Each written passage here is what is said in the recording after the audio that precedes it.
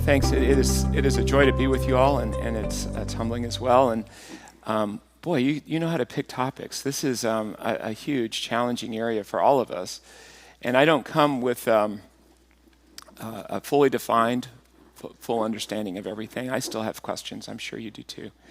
But I'll try and share over the next 45 minutes or so some things that have helped me as I think of the cross and how it relates to Old Testament violence. And in a sense, we're going to start by observing that Old Testament violence actually serves as a bit of a precursor to the cross in ways that we haven't always seen. And so we'll start with that. My outline looks something like this. So we have Old Testament violence and the ancient Near Eastern forerunners of the cross. That's what we're going to do first. And then we'll look at Old Testament instances of hanging on a tree. There's a number of texts that mention that. And then see how that connects with crucifixion in the Roman world. And then talk through some implications for the death of Jesus. So we'll do that. By the way, I have a cold, or I'm on the backside of it, actually. It's a week and a half old, so I don't, by no means contagious. But I have this cough thing. So if I suddenly erupt in cough, then just bear with me. I've got a cough lozenge in the mouth. You may hear that rattling around too. But we'll endure with that. I think it might be appropriate. We already opened in prayer, but I'm going to open this time together in prayer too. Father, as we look at these very important passages from Scripture and try and situate them in the world of the Old Testament, the world of the New, we pray that you give us some wisdom. Give us some answers too to difficult questions. But mostly, give us a great sense of what our Lord and Savior Jesus did on our behalf to bring us to you and to bring us together and to bring us into loving you and loving others better too. We pray these things in Jesus' name. Amen. So looking at that first area, let me see if I can do this, Old Testament violence and ancient Near Eastern forerunners of the cross. One of the things to say is that we live in a violent world. We do today, and certainly the Old Testament is enmeshed in a culture that was full of violence. And that violence had some very dramatic expressions. And by the way, in doing this, I have spent, as Mark mentioned, some time studying crucifixion over the years. My doctoral dissertation was on this, among other things. And an aspect of that was looking at, again, violent forerunners of the cross in the Old Testament world. And we're looking at some pretty harsh images and things, so I recognize that. And I understand if this is difficult, and you know, honestly, you may even at times want to just step out, and that's fine. We've got a few texts here, though, that bring us into some sense of the ancient Near Eastern forerunners of the cross and something of the violence of the world. I'm going to look at three cultural contexts of the Old Testament: Egypt and Assyria and Persia. I'm selecting those in part because they connect with some Old Testament passages we'll look at. But violence was endemic in ancient society. It was everywhere. In fact, I do some work as an archaeologist as well. I've directed an excavation in Jordan. And that has also led me into looking at a lot of archaeological artifacts over the years. And if you look at inscriptions from the ancient world, these often come from kings or pharaohs or people who want you to know that they're important. And they will often boast about stuff that they did that was really important. And almost invariably what that means is people that they've conquered. And they just again and again mention violent acts that they're proud of, that they champion. And in those, there's some particularly violent scenes that reoccur, and we'll see some of these. So we're not going to look at all of these examples I have from Egypt. We're going to look at one from Merneptah, and then another, famously, the Rosetta Stone, but just a couple of quick texts. So one of these is Pharaoh Merneptah, who is right in that Old Testament period, right around the time of the Exodus, actually. And Merneptah, as this renowned pharaoh who conquers places, even actually ancient Israel, after Israel is in the Promised Land, he says, one of his boastings, on one of his inscriptions, it says this, that there were people in Wawat that had transgressed in the south. So this is basically down further south in Ethiopia or further into Sudan today. In year 5 of his reign, just when the valiant army of His Majesty came to overthrow the people in the north, the Libyans, he says, "Never shall they leave any people for the Libu," that's the Libyans, "any who shall bring them up in their land. They're cast to the ground." So he's boasting of the people that he destroyed, right? By hundred thousands and 10,000s, he destroyed people. The remainder being impaled, put to the stake. So they were impaled on a wooden beam held aloft on the south of Memphis. All their property was plundered, being brought back to Egypt. So this is something he's proud of. And you see this again and again in ancient Near Eastern accounts from Egypt and elsewhere. Another famous account, so if you've ever been to the British Museum, you may have seen the Rosetta Stone. This is super famous because it allowed the decoding of hieroglyphics, right? Because it's a trilingual inscription. One of the languages is Greek, which is well known. Another is Egyptian in hieroglyphics, and it allowed the decoding of that. That's what it's famous for. What it's less known for is what it was about, which is basically, again, a boast of Ptolemy. In this case, Ptolemy V, Epiphanes, who boasts of his conquests, right? And so he says, "Behold, the enemy had gathered together the soldiers, and they were their head. And they led astray the people and other nomes and looted the Horus lands," that is, they looted the temples. So what did Ptolemy do? Well, he says they transgressed the way of His Majesty and His august father. The gods bestowed upon him, and here is Ptolemy. And some of them were brought into Aneb-Ketet. And at the time of the celebration of the festival whereat he received the kingdom for his father. So this is the captives that he's accomplished through this war that he's engaged in. And he says he slaughtered them by setting them upon the wood. Now that's an Egyptian term. Setting upon a wood is, again, probably impalement. You can picture an upright stake. Somebody being impaled on the tip of the wood is what's mentioned there. So you see this, a couple of things. One, you see violence. You see it endemic to society. You see warfare. You see the boasting of the nations as they conquer others. And you also see this very kind of pinnacle of violence, which involves hanging somebody on a wooden tree, impaling them. We see this actually even more in Assyria. I have dozens and dozens of examples of this. I'm just going to give you a few. And one, from the Middle Assyrian laws, shows that kind of penalty, which is an extreme penalty, that is hanging somebody aloft on a wooden device, could be used as an actual penalty for what was deemed to be a horrific crime.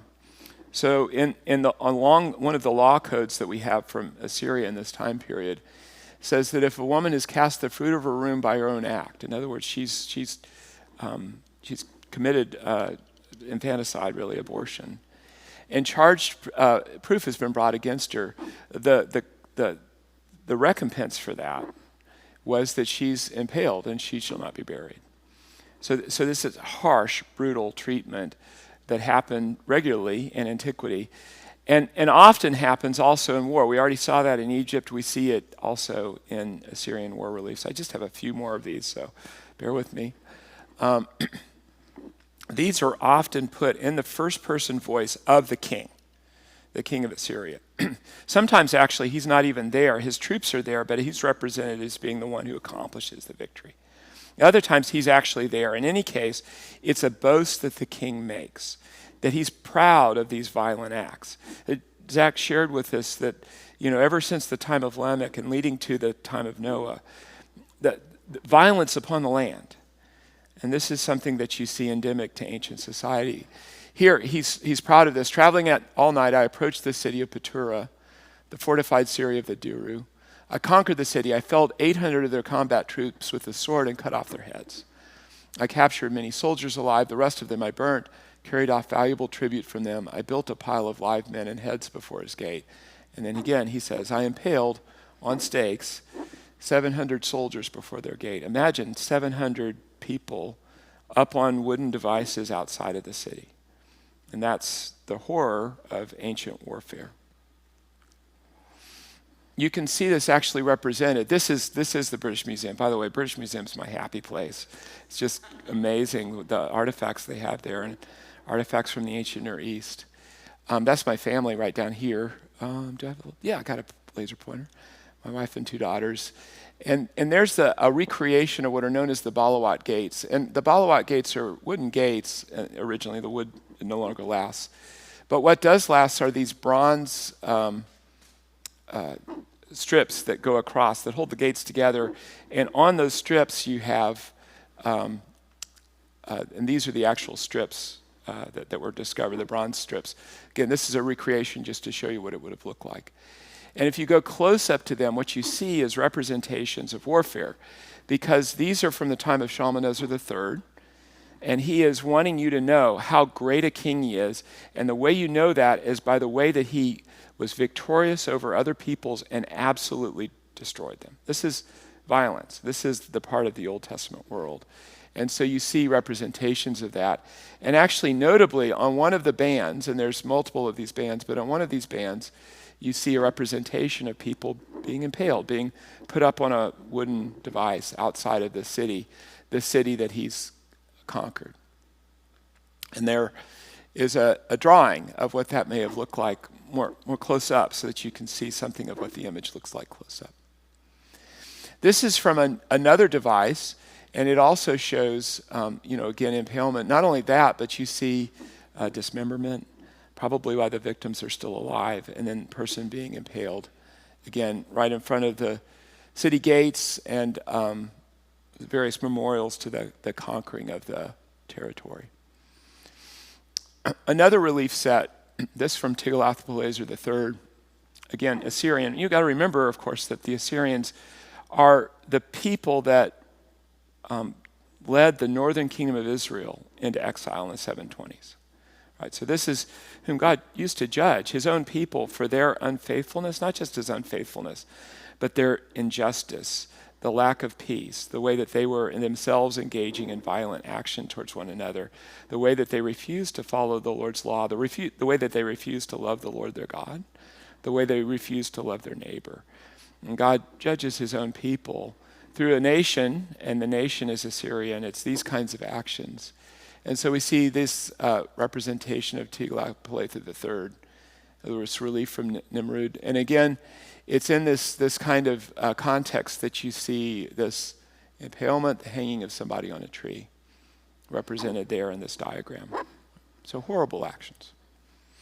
And one final one. This was from Sennacherib, and this is Sennacherib, again, the Syrian king, who goes against the Judean city of Lachish, not far from Jerusalem, and absolutely decimates the city of Lachish.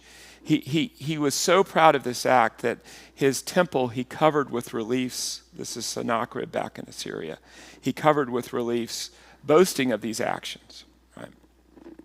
These, by the way, there's a whole room in the British Museum. It's about the size from here to there that just has these reliefs on the wall so that you can go up and you can view them. And these are, again, horrible reliefs. And again, outside of the city wall, we see that same theme. Individuals being hung aloft, impaled, really, on wooden beams. Sorry. And again, there's an artist's reconstruction of that scene. So you can see that this is a horrible penalty. It's actually, in a sense, represented as the pinnacle of judgment, that these violent kings are bringing to bear against those that they feel are non-allied against them. By the way, it helps if you know something of the Assyrian context there, that the Assyrians actually weren't really trying to capture territory. They wanted plunder. That's the whole reason they're capturing these cities. They despoil them of their wealth and treasure, and they lead people off into slavery. That's what they do. And then, in order for them not to come back, the cities agree to regularly send tribute to them so that they don't, so that the plunder they don't have to work for it effectively. And when the city fails to send tribute, then the Assyrians come back and do it all over again. That's the nature of Old Testament violence. This is the context that the Old Testament people lived in. And it helps provide some sense of what they endured and also puts their own violence into some context as well. One last illustration from Persia, and this also a very famous inscription at Behistun, way up on the side of a cliff. There's this representation of Darius, the great king, and the many people who you've subjugated and led into penalty. And on that, he describes some of them. And one of them, he mentions a man, Fravartish, whom he cut off his nose, his ears, his tongue. He blinded one eye, held him in fetters, and all the people could see him. Then I impaled him at Ecbatana. And he executed the notables, a number of 47. So this is endemic to the ancient world, that the hanging up of someone on a tree being kind of the arch representation of violence, if you would. Now, this is also represented, by the way, in ancient Greek sources as something quite akin to crucifixion. Again, I have dozens of texts. We'll just look at one from Diodorus Siculus that represents this. He's looking back on the Persian period, the period that we just saw, and some of those images, probably an impalement is at the tip of one of these wooden devices. It's not going to be crucifixion as we might think of it, but crucifixion terminology was actually much more fluid in the ancient world than it is today. You and I have a picture of something that looks very much, there is a cross. We know what that looks like, right? There's one represented, right above me. And so we assume that's what crucifixion was. Well, actually, crucifixion was connected with a whole variety of these suspension penalties that involve wooden devices and suspending people aloft. And that's why later Greek authors, looking back on these events of the ancient Near Eastern world and the period of Darius and the Persians, could speak of this as crucifixion, as happens in this source. And he uses a term that a few of the people in the room, I know because I've had a few of you in Greek class, may remember that staurao or anastaurao means to crucify. And that's the term that's used here. So they're identifying these kinds of ancient Near Eastern punishments with crucifixion going into the Greek and Roman period. And that therefore forms quite the backdrop to our understanding of crucifixion in antiquity. Now, this also we find in the Old Testament itself. There's Old Testament violence that is associated with suspending somebody on a stake. Often it's at the hands of others. So, I'm sorry, this is a little out of order. I think my text disappeared. Let me see if I can find them. This is a problem. Joe, I'm going to, I think this is pretty important. So I didn't realize what happened is my slides are hidden.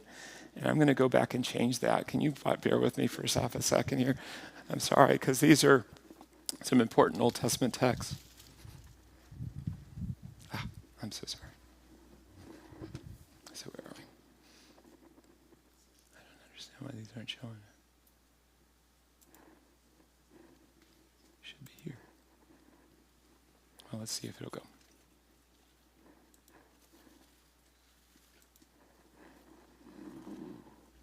Okay. I'm sure it's a user error, namely very much me. Let me show you some Old Testament passages that can connect with this. In Genesis 40, Joseph is telling dreams. You may remember this. He's interpreting dreams. And one of those dreams has... I believe it's the baker who has a dream of baskets on his head. And as he's interpreting this, he says, this is its interpretation. 3 baskets are the 3 days. Within yet 3 days, Pharaoh will lift up your head from you and he will hang you on a tree. So remember those Egyptian acts of somebody being impaled? Well, this is one of those. So it's an Egyptian the Egyptian Pharaoh is going to do this against a person that he determines probably deserves judgment. I think what's going on there is the Pharaoh thinks that there's was an attempt at his life and that the baker was involved. Another passage in Deuteronomy 21, this is pretty important, we'll come back around to it, is this is in the middle of laws that God gives to his people. And in some ways he's restraining their impetus to use the kind of violent tendencies that are found in the cultures around them, right? And he speaks of a circumstance when a person has committed such a heinous crime that they are put to death and then executed and then hung on a tree, which again we saw in some of those ancient Near Eastern accounts that can be used as a penalty. He then limits it by saying, his corpse shall not spend the night on the tree, for you shall surely bury him in that day. For a curse of the God is the one who is hung. So there's a curse that's indicative of this kind of penalty. It's shown the person to be cursed by God, in a sense, by being hung aloft.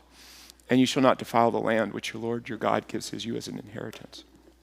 Another passage from the Old Testament that shows one of the rare events when the Israelites themselves use this kind of penalty of hanging someone on a tree is in Joshua. And we just talked about one of the great difficulties in dealing with Old Testament violence is this account of reconquest of the land or conquest of the land under Joshua.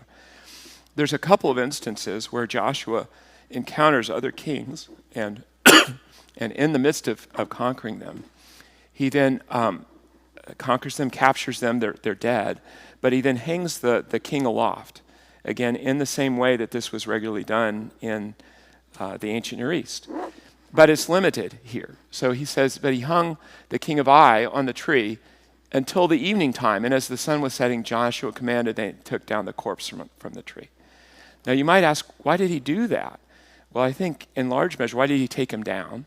Because he's remembering this text from Deuteronomy, which limits this penalty. Instead of leaving the person impaled and up there for days, even weeks, unburied, and not given proper burial routes, and standing as a curse, and really defiling the land in the process, Joshua follows what the Lord has done, and he limits this. And so he does that both with the king of Ai and then similarly with 5 kings. Another couple of places that this shows up in the Old Testament. One is in Ezra. There is a command that the Persian king gives. This is the Persian king, that his words be obeyed. And the threat is that if they don't, then a beam will be taken from the person's house, and then the person will be smitten on it. They'll be impaled on it. So we see this also represented in the Old Testament.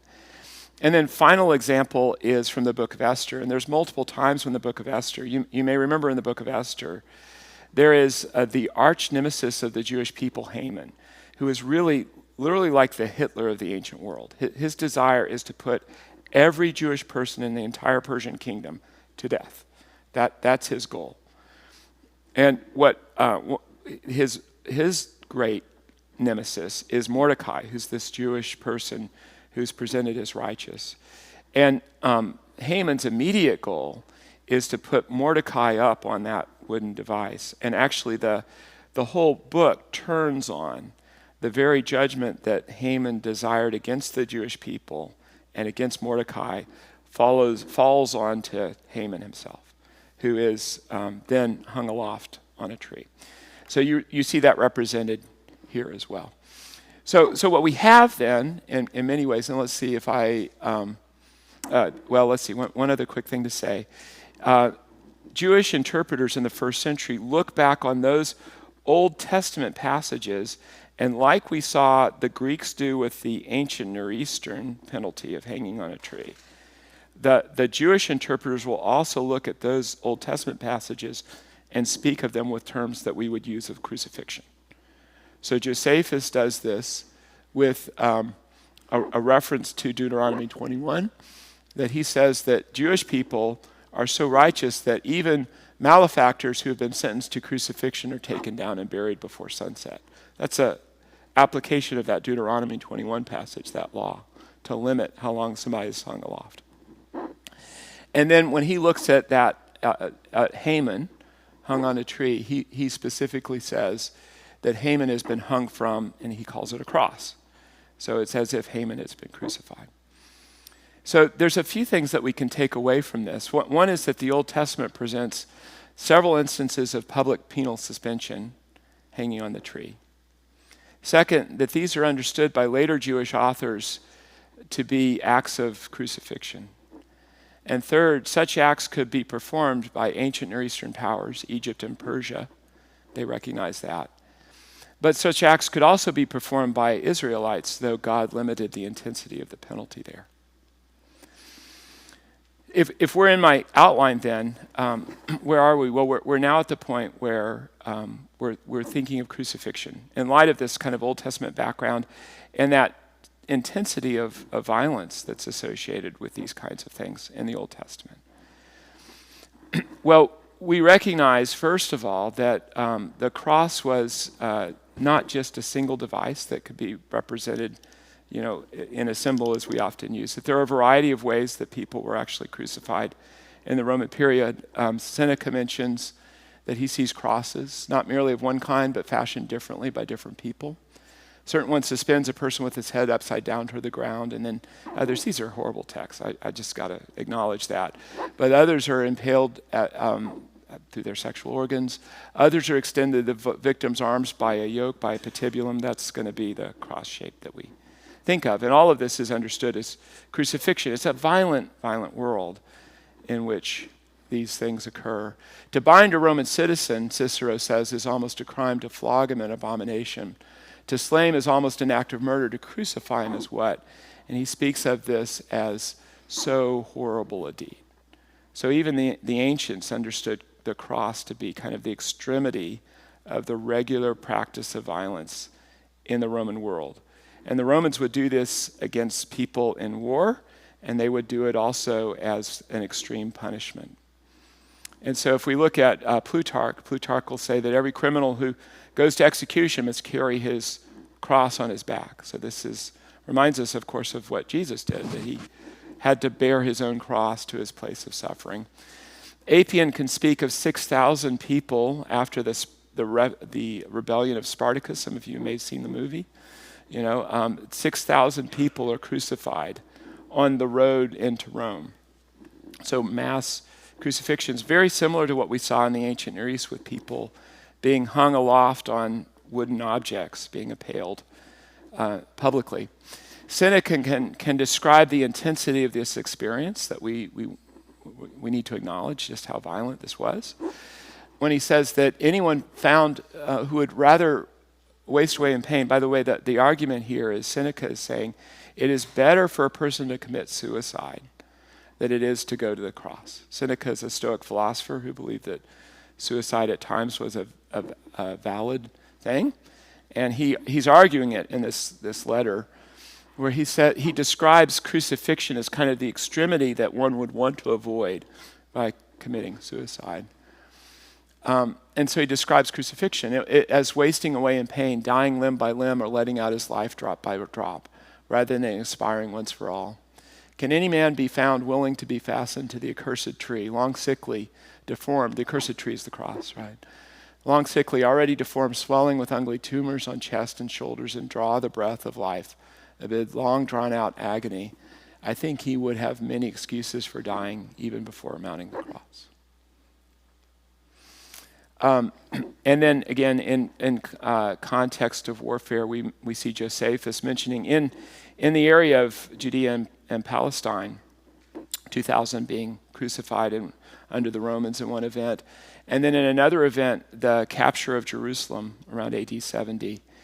Jerusalem is surrounded by people on the cross, so that he speaks of that the soldiers, out of rage and hatred, this is at the bottom, amused themselves by nailing their prisoners in different postures. So great was their number that space could not be found for the crosses, nor crosses for the body. And we have actually, from the ancient world, a crucified body found just outside Jerusalem. This was probably the first. There's now at least 3 archaeological events of crucifixion that have been found. And here's one. This is just outside Jerusalem, probably from the very events that we were just looking at under Josephus, where hundreds of people were crucified in Jerusalem under the Romans. He was found in this ossuary, which is a reburial box. And the way that it was deemed to be a crucifixion is, this is what a normal heel bone looks like. This is the heel bone that was found in that box with a nail in it. And this is a drawing of that nail.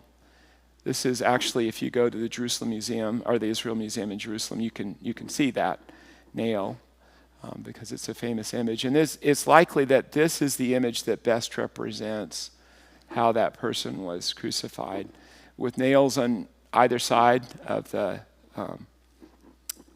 calcanea of the heel bone, and then probably ropes attaching to the crossbeam. So to bring us a sense of the horror of crucifixion, we also can see a couple of images. These are graffiti that are found in Italy of crucified individuals. This one, we don't have much context for, probably is mocking somebody who's being crucified. This one is definitely mocking somebody. Actually, in this case, they're mocking early Christians because a bit of context, what you see here is an individual being held aloft on a cross with the head of a donkey or an ass. And then you see somebody here whose hands are being raised in worship. Right? And when you look at this, it's helpful to know that the one way that Romans would mock Jewish people is they would say they worshipped an ass. In fact, there was no idol in a Jewish temple. There was no idol at all. You didn't represent Yahweh.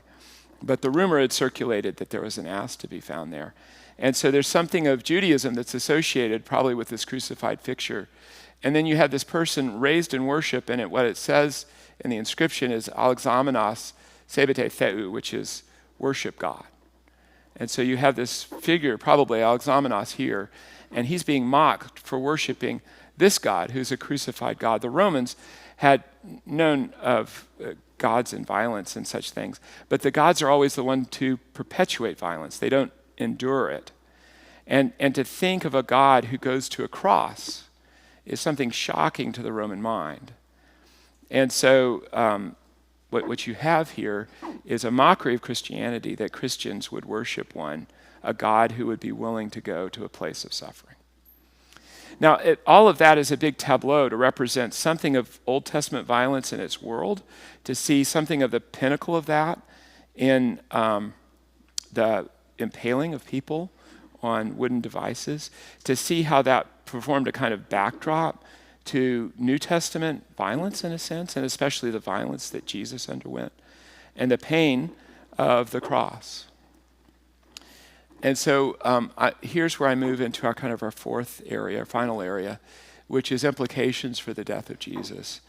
Let me bring out a few New Testament passages and then a few thoughts on these. One is that the cross certainly was foolish. It was foolish in its world.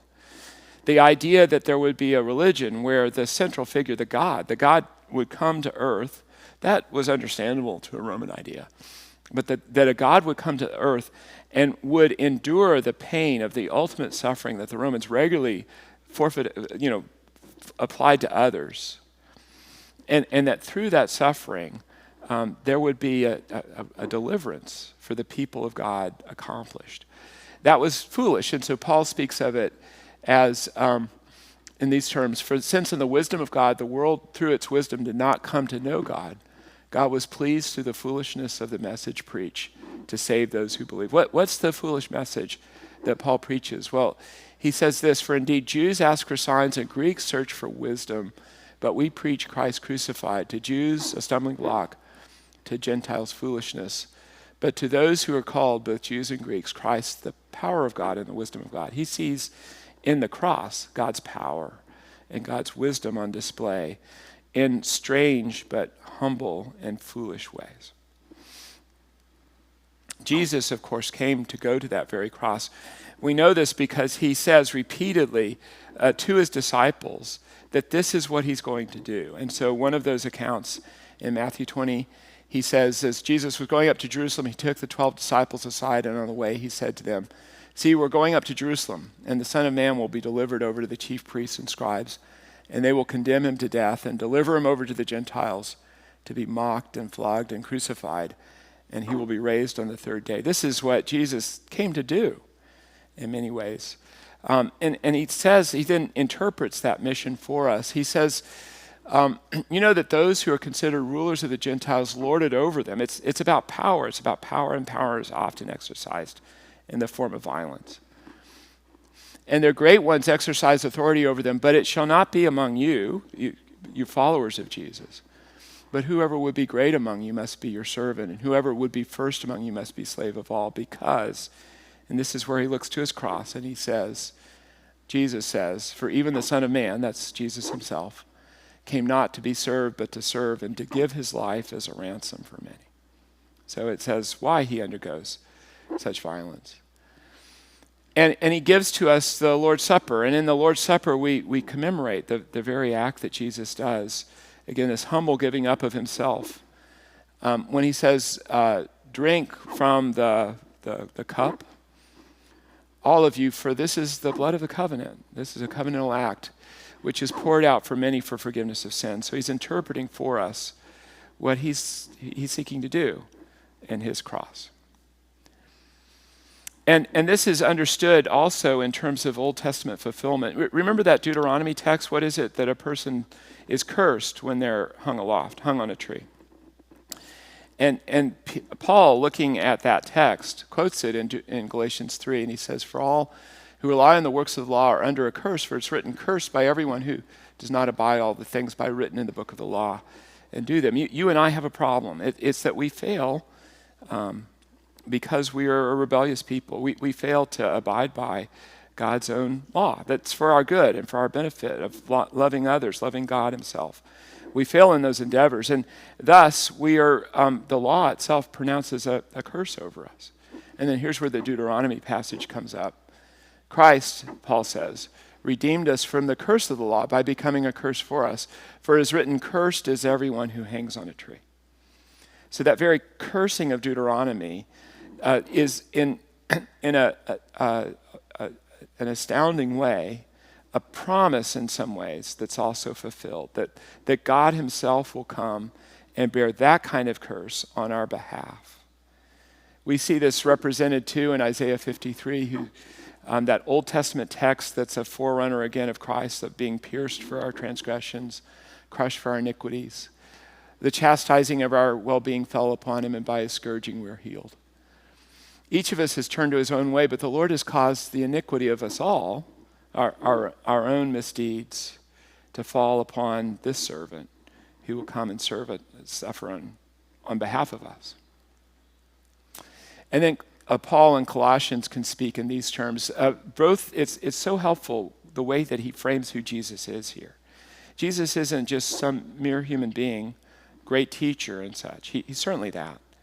But he's the image of the invisible God. He is God incarnate, come in this form, who over 30 years has known that this is going to be his mission. Actually, who from the dawn of time, really, that the triune God knew that this would be the mission that established those kind of Old Testament markers that help us understand the horror of our misdeeds that deserve a curse, and that God himself would come and take that upon himself. So the one who is the image of the invisible God, the firstborn of creation, that's Jesus. By him all things were created, he says of Jesus, in heaven and on earth, visible and invisible, whether thrones or dominions or rulers or authorities. He's before all things. He's the head of the body. And then it says this, for in him all the fullness of God was pleased to dwell. And through him to reconcile to himself all things, whether on earth or in heaven, making peace by the blood of his cross. I think, again, for sake of time, let me go to this. Let me give you some reflections on Old Testament violence and the cross. One thing is that violence actually is, in a sense, a normal part of an abnormal world. I was really helped by reading recently. Steph Hubach has this wonderful book on disability ministry, on special needs ministries, right? Where she talks about sometimes in the modern take, people who have disabilities are viewed as abnormal. We live in a normal world, and people who have disabilities are abnormal, and therefore they are rejected. And she says this isn't good. In a postmodern world, a desire to include and be inclusive of all, the idea is that actually, we say this is normal. We live in a normal world, and these are normal things for people. It's just a variety of expression. And she says, as a mother of a son who has autism, she's a wonderful lady, and her son's a wonderful now young man, but the difficulties of dealing with a disability as a parent, it actually doesn't help to somebody come to you and say, your son's really normal, actually, because that's not the case. And so she said, how do we navigate this? Well, it was helping me. What she said the Bible indicates is that we live in an abnormal world. Our world is less than what God designed it to be. He created the world good. And yet, because of human rebellion, that's the whole story of Adam and Eve, right? We rebelled against God, and so the world collapses. And it turns to violence, and Cain murders his brother Abel, and that leads to Lamech, and that leads to the kind of violence that Zach was talking about leading up to the flood. It's endemic violence in our society. It's endemic because we are a rebellious people, and we see it even today. I don't have to mention things like Sudan and Israel and Hamas has been alluded to. The horrors in Ukraine, people in India who we don't even read about, but who are being persecuted now for their faith, and so much going on. There's areas of town that I wouldn't like to walk through here at night because there's violence out there. And so actually we live in an abnormal world, and in an abnormal world, violence is normal. And that's exactly what God seeks to remedy. Not to just remedy violence, but to remedy the abnormal world. And so we can say that. We can also say that the grand narrative of Scripture, of course, that is familiar to many in this room, but helps us frame that, right? So God created a good world, a very good world, with humanity created in his image to image him, to be in loving relationship, walking with the Lord, walking with one another in this wonderful garden. And yet, at the same time, humanity, in this stupid move, rebels. And that's indicative of something that happens in really all of our hearts at times. We don't love the Lord as we should. We don't love one another as we should. We actually kind of know that of ourselves. We're in this rebellious world, and yet God has been on this move to redeem this world. And it starts really even in the garden, where he promises that there will be one who comes to crush the head of a serpent. That's ultimately going to be Jesus, who through his death, through his resurrection, is going to be victorious over the forces of evil that have led to this abnormal world of violence. And so we live in a world that is simultaneously now in this moment of rebellion and redemption. There is redemption that's evident in the gospel every time the gospel is preached, and yet the world still is abnormal. It needs to be set to straights. And that's where we look forward to a restoration when Christ will return and recreate the world around us. And that helps us frame the world, the abnormal world of violence in which we live, and really it helps us frame the abnormal world of Old Testament violence as well. In the Old Testament, God often constrained Israel's human proclivity of violence. We saw a touch of that in the Deuteronomy text. And yet there's other times, and these are the times that are super uncomfortable, where God actually uses his Old Testament people in violence, in judgment. So we can think of that conquest under Joshua, which is really painful to read about at times. And yet even there, something to know, Zach helped us frame this in some measure too. If you're really reading in context, that judgment was announced. It was announced back in the time of Abraham, 430 years beforehand, where it was said that the sins of the Amalekites, the sins of the Canaanites, which included extreme violence that involved even, it's said in the Old Testament, and there's some archaeological evidence that in this world, these kind of things happened. Even that infanticide and the killing one's own infants and the sacrificing of them to the idols and the deities of the ancient Near Eastern world. I mean, that's the context in which there's a judgment that comes that the Old Testament people bring. By the way, there's another judgment that shows for us that the Israelites are not in a privileged position. That's a judgment that happens 500 years after Deuteronomy. In Deuteronomy, God warns that if the people of God do not continue to walk in God's ways, to love one another, to love God, they too will face exile. The Assyrians will come in and march in and do those horrible things. The Babylonians will come in and do the same, right? And so it's not like the Old Testament people of God are this kind of privileged, violent folk that God has set them aside and they're fine. It's actually that when they do the very acts that the people around them do, then there's a judgment that comes with that too. And in that regard, Old Testament violence is, in a sense, instructive. It really instructs us of the depth of the human plight. We are in a much worse world than we realize. I often am shocked when I hear the news, and yet the news is the same day in and day out. Ukraine, Sudan, Hamas, Israel. I mean, these kind of things are constantly there.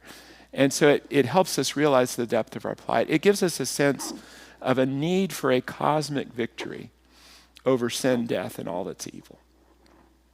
Something needs to be completely changed about this world. There needs to be a victory over the sinful human heart and all of those things that have led and invite sin, over death itself, which is an enemy that we face regularly.